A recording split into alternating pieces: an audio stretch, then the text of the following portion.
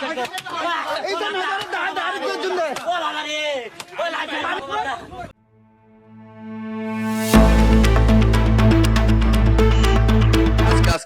মনে করো জোহরের আগে জোহরের টাইমে মনে করো জোহরের টাইমে ও একবারে কেন্দ্র মেন্দুর ফইরা যে মসজিদে যেরকম নামাজ পড়বো মানুষে ওরকম নামাজ পড়তে যেরকম বেশ নিয়ে আসছে যে কেন্দ্র পড়ছে মাথায় টুপি দিছে। আমাদের এখানে ওসমান আসছিল, ওসমানে দেখছে আর আমাদের সদাগর আব্বা সদাগরে দেখছে ওসমানকে পাঠাইছে ওনাকে কি করার জন্য, পাহারা দেওয়ার জন্য। এখন পাহারা দিতে দিতে দেখতে ও কেন্দ্র মেন্দুর খুইলা মসজিদের গামছা নিয়া কেন্দ্র সহকারে যে ব্যাটারিটা বেঁধে ফেলছে, বেঁধে কোনে নিয়ে যেতেছে এখানে মানে এইভাবে আমরা ধরছি। হ্যাঁ বাইরে আবার সময় ধরে ফেলছে, হাতে হাতে ধরা পড়ছে। ও ব্যাটারিটা যেরকম বানছে ওরগুলো তো এরকম আছেই। মেশিনটা তো আগে নিয়ে মেশিনটা গত পরশু দিন এক সপ্তাহ আগে নিয়ে চুরি করে বিক্রি করে ফেলছে। মেশিনটা আগে এক সপ্তাহ আগে চুরি করছে আর আজকে মনে করো ব্যাটারিতে চুরি করছে।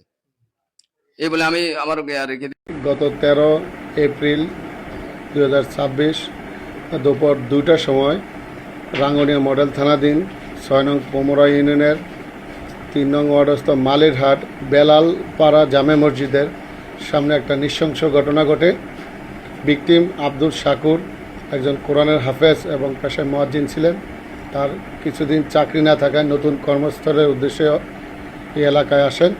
সেখানে অবস্থানকালে কতিপয় ব্যক্তি তাকে মসজিদে মাইকের স্পিকার ও ব্যাটারি চুরির অভিযুক্ত আনে। পরবর্তীতে আরও অনেক লোক জড়ো হয়, 30-35 জন বেআইনিভাবে সংগঠিত হয়ে তাকে রশি দিয়ে বেঁধে লাঠি দিয়ে অমানবিক এলোপাথারি পিটাতে থাকে। লোহার প্লাস ব্যবহার করে তার হাতের বিভিন্ন স্থানে আঘাত করে প্লাস নখ ওঠার চেষ্টা করে এবং সে গুরুতর জখমপ্রাপ্ত হয়। এবং এই ঘটনাটি তারা মোবাইল ফোনে ধারণ করে তার নিকটে জোরপূর্বক স্বীকারোক্তি আদায় করা হয় এবং ফেসবুকে এটি ছড়িয়ে পড়লে এটি ভিডিওটি ভাইরাল হয়ে যায়। তারা অভিযুক্তকে যথাযথ আইনি প্রক্রিয়া অনুসরণ না করে বা নিকটস্থ আইনশৃঙ্খলা বাহিনীর নিকট হস্তান্তর না করে কীভাবে মব সৃষ্টি করে এই নির্যাতন করা, যা বর্তমান প্রেক্ষাপটে খুবই একটি দুঃখজনক ন্যাক্কারজনক ঘটনা। এই সামাজিক ভাইরাল হওয়া ভিডিও দেখে আমরা উক্ত ভিকটিমকে খুঁজতে চেষ্টা করি, প্লাস যারা এর সাথে জড়িত তাদেরকে আটক করার চেষ্টা করি।